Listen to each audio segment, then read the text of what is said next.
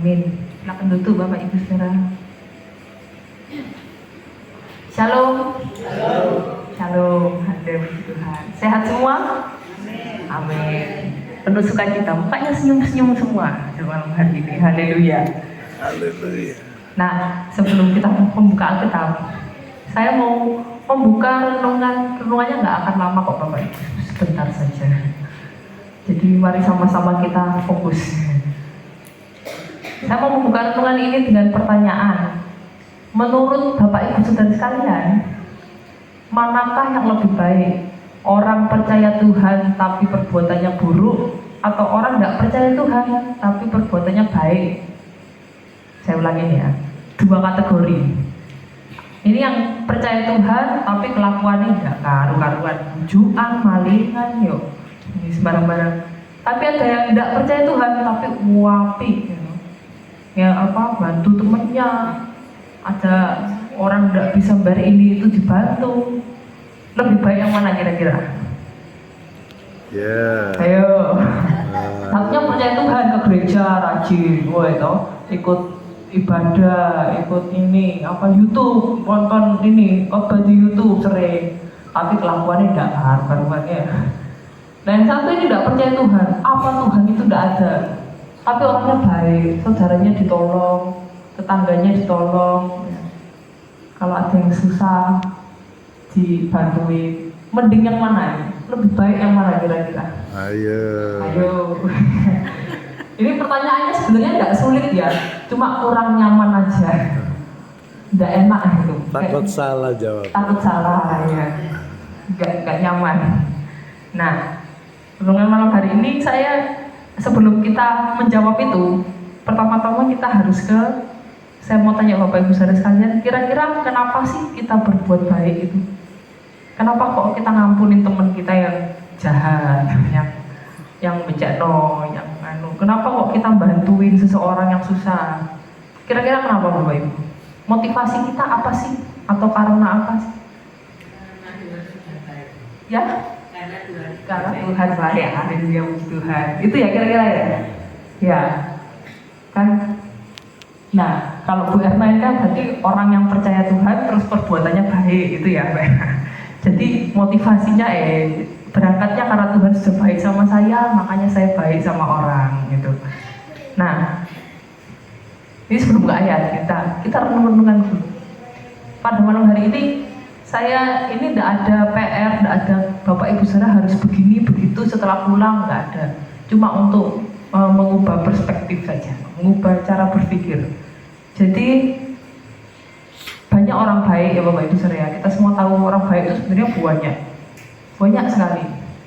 Cuma sering mereka nggak tahu kenapa mereka berbuat baik. Mungkin yang bilang ya karena sama orang tuanya diajarin begitu, dikasih contoh gitu sama orang tuanya. Atau karena kalau saya habis bantu tuh seneng rasanya, hati saya ini ayem Mbak. Biasanya alasannya seperti itu. Sampai suatu saat mereka dikecewakan. Misalnya orang yang dibantu ini pura-pura kemarin itu tidak kejadian, wis ditulungi gayanya gak ero ya. Atau lebih buruk lagi, wis ditulungi mari ngono ngelek-ngelek, dielek-elek yang ngono. Terus akhirnya yang bantu orang yang baik ini tadi akhirnya kecewa. Sedikit kayak gitu, lama-lama jadinya kayak kepahitan, nggak mau lah kayak gitu lagi. Alah percuma, gewangi ya akhirnya ngono. Ya, Bapak Ibu Saudara, tak rewangi lek ngei iku lek aku menterno rono ini mario gayane koyo wingi ndak ono apa bos. Gak matur suwun yo gak, apa yo gak. Akhirnya kecewa. Nah, itu karena mereka tidak jelas kenapa mereka berbuat baik itu tadi. Nah, malam hari ini mungkin banyak yang bilang, terus kalau pengen jadi orang baik aja, nggak usah overthinking, nggak usah dipikir, harus dipikir Bapak Ibu, daripada sebelum kita dikeplekkan kehidupannya, daripada kita kepahitan atau kecewa, kita lebih baik belajar di depan daripada belajar dari kehidupan yang nantinya. Nah, saya ada kesaksian sedikit berhubungan ini. Jadi beberapa tahun lalu, sudah lama kok sebelum saya menikah itu ada teman saya sama teman suami saya. Nah, anak ini utangnya oke, gampang utang ya tau, gampang sembarang-barang dilebokno gaden wis. Mari ngono, akhirnya dia gak tenang tau, kalau ngumpul, kalau ngopi, kalau apa wis kayak gelisah. Orang biasa kalau banyak utang gelisah ya, kok ndak iso fokus yang dipikiri utak iki mari ini ditagih iki tagihku. Akhirnya saya sama suami saya tuh opo dilunasi ya tak cek arek iki santai ngono lho. Terus kita tanya lah ya kan. Piro sih utang mulu kabeh? Oke durung sing ning kene, durung sing nang kono, sing nang kene sak mene. Oke tibake. Akhirnya ya berhubung kita orang yang ingin berbuat baik, akhirnya saya sama suami wis pokoknya tak marikno utangmu, mari ngono sejo utang maneh. Ya wajar ya, kita semua di sini pasti kayak gitu. Sudah, ini anak ki utangnya sak mene nang kene kita lunasi. Wis mari saiki tenang kok. Yo, kok ojo baleni. Ndak sampai 3 bulan, ngutang maneh. Terus ono sing marani maneh. Nah, kadang kayak gitu kan kita merasa sia-sia toh. Kita sudah berbuat baik, kita sudah nolong orang kok dibaleni maneh ya. Kok kayak buang barang di black hole. Tahu black hole ya Bapak Ibu ya? Black hole itu yang nyerap segala sesuatu itu loh. Kalau wis pokoknya dikei sembarang-barang kita mau berbuat ini berbuat baik, kalau efeknya, ndak ada efeknya, ndak ada faedahnya, kayak percuma aja. Nah kalau kayak gitu seharusnya kan biasanya kita kecewa, terus akhirnya ndak mau bantu orang lagi, nolak berdoa. Nanti juga malah kadang-kadang kita merasa kita ini dibodohi gitu.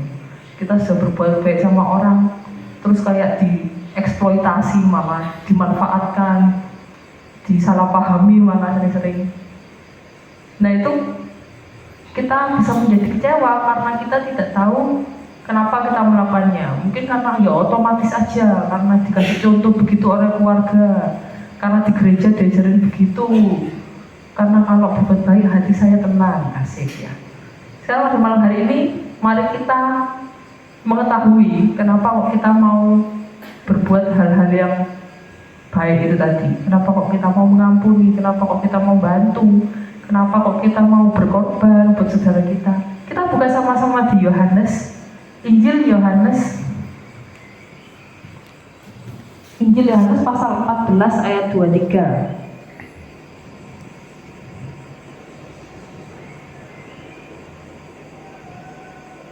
Nah, sudah ketemu katakan amin.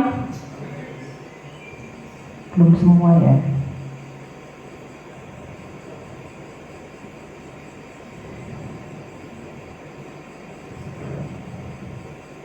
Yohanes 14 ayat 23, kita baca sama-sama ya.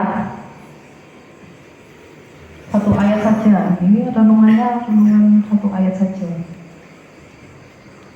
1, 2, 3. Jawab Yesus, jika seorang mengasihi anak, ia akan menuruti firman-Ku, dan Bapa-Ku akan mengasihi dia, dan kami akan datang kepadanya, dan dia bersama-sama dengan dia.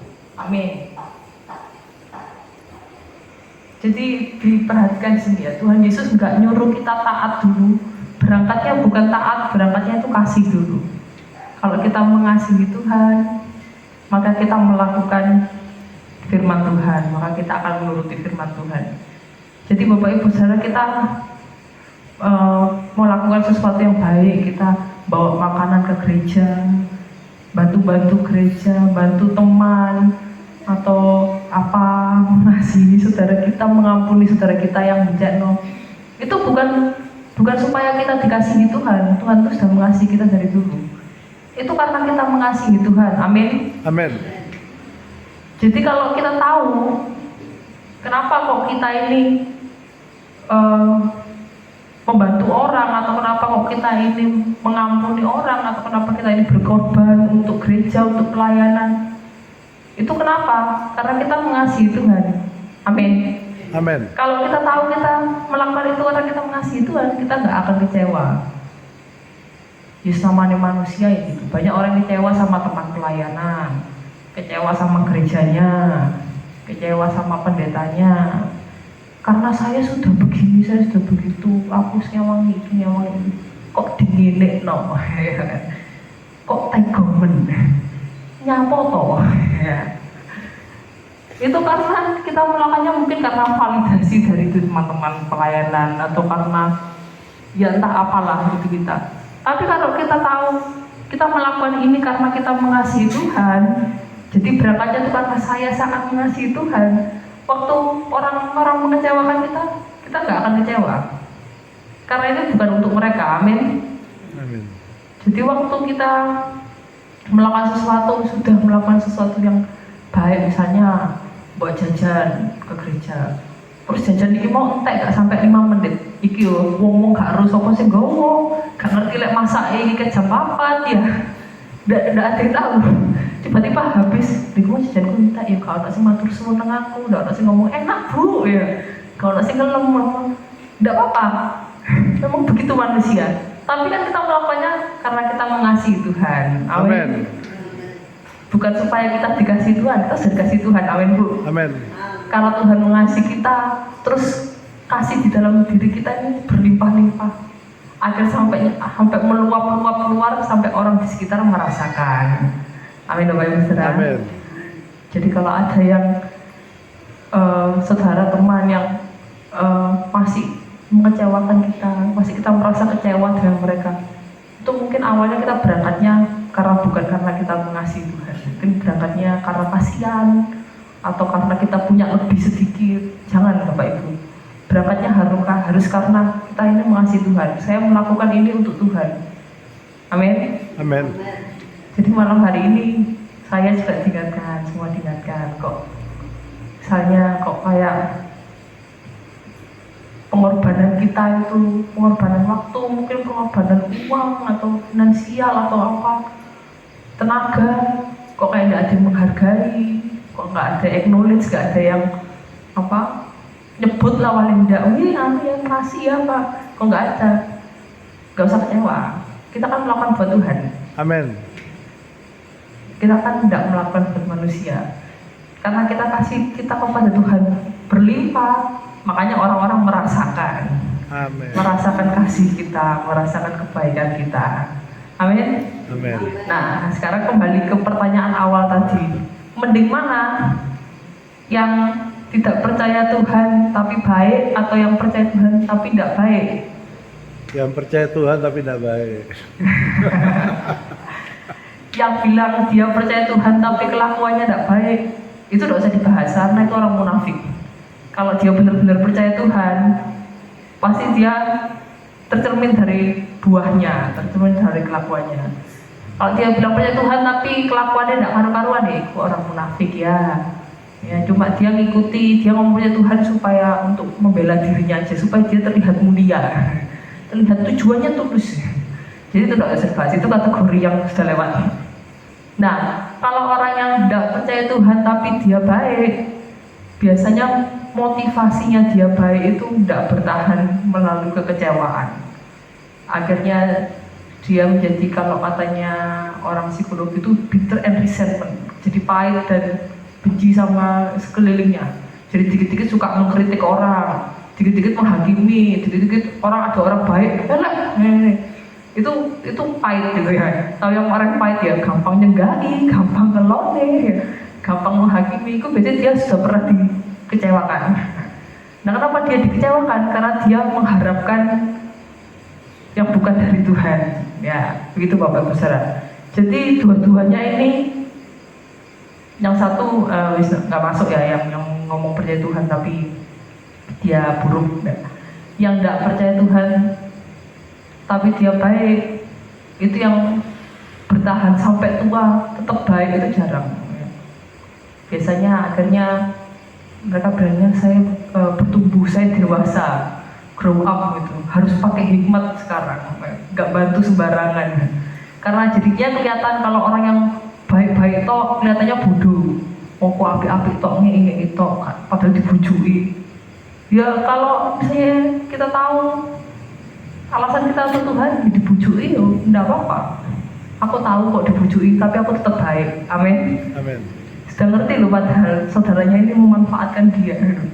Tuh masih baik, kok bisa? Ya sekarang bukan buat saudaranya, karena buat Tuhan. Amin Bapak Ibu Saudara. Amin. Nah, Jadi pertanyaannya tadi kira-kira sudah terjawab.